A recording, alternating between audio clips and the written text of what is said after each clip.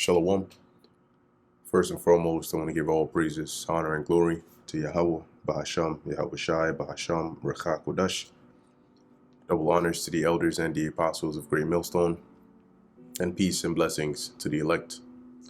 And today we're going to go into Ezekiel, the 48th chapter, and this is pretty much the last chapter in the book of Ezekiel. Okay, and in this chapter, it goes into continuation of Ezekiel's vision, but it goes into the division of the land, which part would be reserved as holy, which part would be for the priests, which part would be for the different tribes, and so on and so forth. Now, let's get into it. All right, this is Ezekiel chapter 48, verse 1. Now these are the names of the tribes from the north end to the coast of the way of Hethlon, as one goeth to Hamath, Hazaranan, the border of Damascus northward, to the coast of Hamath. For these are his sides, east and west, a portion for Dan. And by the border of Dan, from the east side on to the west side, a portion for Asher. And by the border of Asher, from the east side even on to the west side, a portion for Naphtali. And by the border of Naphtali, from the east side onto the west side, a portion for Manasseh. And I just typed in here Ezekiel 48 map, and this is like sort of like a visual here. So you have the upper border, and when it mentions the border of, for example, Dan, from the east side to the west side, sort of like this is referring to like the southern border. Then you had this tribe, then this tribe, then this tribe, and so on. So verse 5, and by the border of Manasseh, from the east side onto the west side, a portion for Ephraim. And by the border of Ephraim, from the east side onto the west side, or even onto the west side, a portion for Reuben. And by the border of Reuben, from the east side onto the west side, a portion for Judah. And by the border of Judah, from the east side onto the west side, shall be the offering which ye shall offer of 25,000 reeds in breadth and in length as one of the other parts, from the east side onto the west side, and the sanctuary shall be in the midst of it. So on the border of Judah, you would have, like they've shown here, a certain measurement, like we just read, that would be set up as an offering to the Lord, meaning this part would be like a holy place. All right. And within it, in the center, you would have the temple. Okay. Verse 9, the oblation that ye shall offer unto the Lord Yahweh, which oblation here just goes into like an offering, and it's referring to that land, shall be of 25,000 in length, which is 25,000, and of 10,000 in breadth. And for them, even for the priests, shall be this holy oblation. Toward the north, 25,000 in length, and toward the west, 10,000 in breadth. And toward the east, 10,000 in breadth, and toward the south, 25,000 in length. And the sanctuary of the Lord shall be in the midst thereof. So you'd have the holy land, right? The portion here, which would be holy, and you would have the temple in the midst of it, and then you would have, a part of this area would be allocated for the priests. Verse 11, it shall be for the priests that sanctified of the sons, or that are sanctified of the sons of Zadok, which have kept my charge, and went not astray when the children of Israel went astray, as the Levites went astray. And in a couple of chapters before, when we read, the Lord mentioned how, when Israel went off, you had some of the Levites that joined with them and went off with them, but you also had some of the Levites that remained loyal to Yahweh Ba'ashem, Yahweh Shai, and therefore those that went off would bear their iniquity. So the Lord is making that distinction here as well. Verse 12, and this oblation of the land that is offered shall be unto them a thing most holy by the border of the Levites. See, so this land would be considered most holy. It'd be a holy sanctified area. Okay, as it says, by the border of the Levites. And over against the border of the priests, the Levites shall have 25,000 in length, and 10,000 in breadth. In the length shall be 25,000, and the breadth 10,000. So the sons of Zadok would have their portion, and then bordered against that, you would have the land for the priests. Okay. Or for the Levites, Salakia. So verse 14, and they shall not sell of it, neither exchange, nor alienate the first fruits of the land, for it is holy unto the Lord. So the first fruits we know are when you farm, the harvest time, the first batch of crops. So the Lord is saying here, you can't sell that land. You cannot trade it. You can't leave it for somebody else. Obviously save as an inheritance for your descendants. Okay, because it is holy unto the Lord.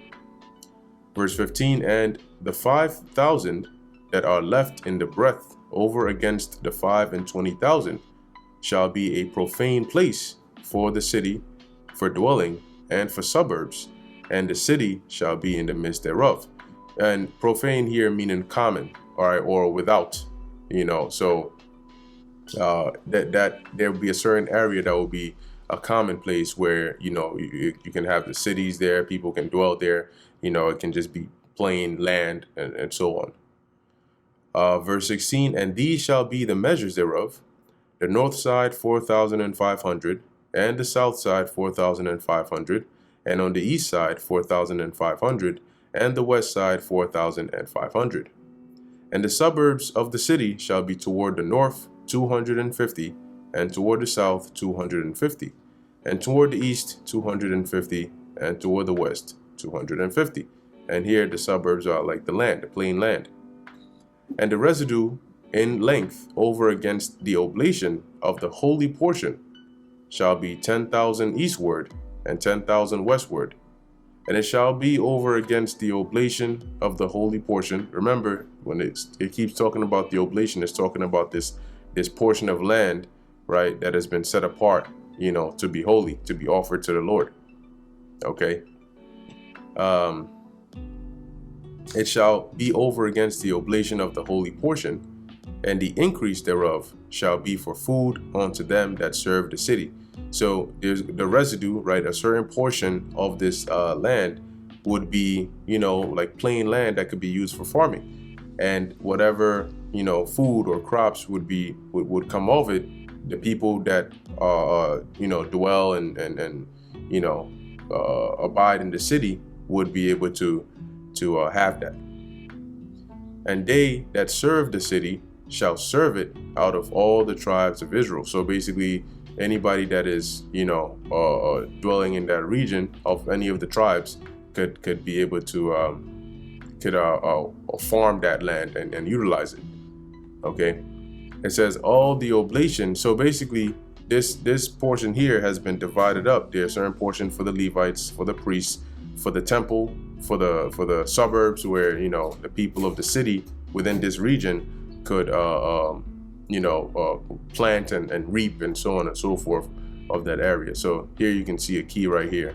You have a city of Jerusalem, Levites portion, prince's portion, which we're going to go into, the sanctuary, the priests, the sons of Zadok, right around here, and area for food for the city workers, which would be these areas here. All right, it says here, verse 20, all the oblation shall be 25,000 by 25,000.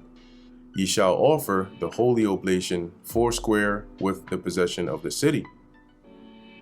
And the residue shall be for the prince on the one side and on the other of the holy oblation, and of the possession of the city over against the 25,000 of the oblation toward the east border, and toward the west over against the 25,000 toward the west border, over against the portions for the prince. And it shall be the holy oblation, and the sanctuary of the house shall be in the midst of it. So going back to this image, which once again, this is just an approximation of a depiction here. You have the west the west side, with the measurements that we just read, and then the east side with the measurements that we just read. Verse 22, moreover, from the possession of the Levites and from the possession of the city, being in the midst of that which is the prince's, which is why they have it in here. Where we at?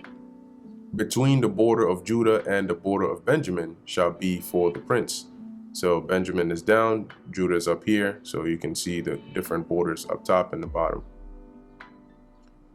Verse 23, as for the rest of the tribes, from the east side onto the west side, Benjamin shall have a portion. So now it continues, right? We went from Judah, we went to the portion that would be an oblation to the Lord, the Levites area, the prince's area, and then we continue down with Benjamin.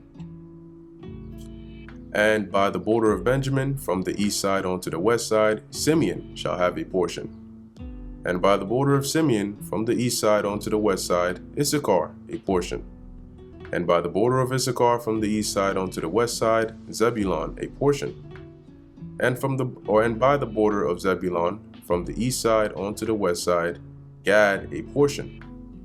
And by the border of Gad, at the south side southward, the border shall be even from Tamar onto the waters of strife in Kadesh, and to the river toward the great sea. This is the land which ye shall divide by lot unto the tribes of Israel for inheritance, and these are their portions, saith the Lord Yahweh. And these are the goings out of the city on the north side, 4,500 measures. And the gates of the city shall be after the names of the tribes of Israel, 3 gates northward, 1 gate of Reuben, 1 gate of Judah, 1 gate of Levi. And at the east side, 4,500 and 3 gates, and 1 gate of Joseph, 1 gate of Benjamin, and 1 gate of Dan. And at the south side, 4,500 measures, and 3 gates, 1 gate of Simeon, 1 gate of Issachar, 1 gate of Zebulun. And at the west side, 4,500 with their 3 gates, 1 gate of Gad, 1 gate of Asher, 1 gate of Naphtali. It was round about 18,000 measures, and the name of the city from that day shall be the Lord Yahweh is there. Okay, and this is pretty much a part of, or really the ending of the vision that Ezekiel received, that we just went through. Okay, from what the temple looked like to what the different designs, the measurements, and all of that upward until the division of the land and all of these things that he saw in his vision.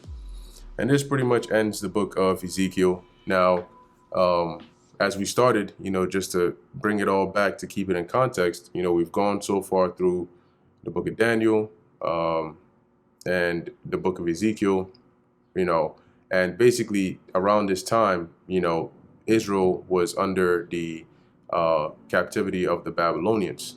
Okay, so everything that has just occurred over here, all the visions Ezekiel received, everything he was saying, he was a captive over there in Babylon as he received these things. Okay, and so Lord willing, if the Spirit permits, I may go into another book pertaining to around the same time period, and just go from there. But Lord willing, this is edifying to the elect. In closing, I want to give all praises, honor, and glory to Yahweh, Bahasham, Yahweh Shai, Bahasham, Rechak Kodash. And until next time, Shalom.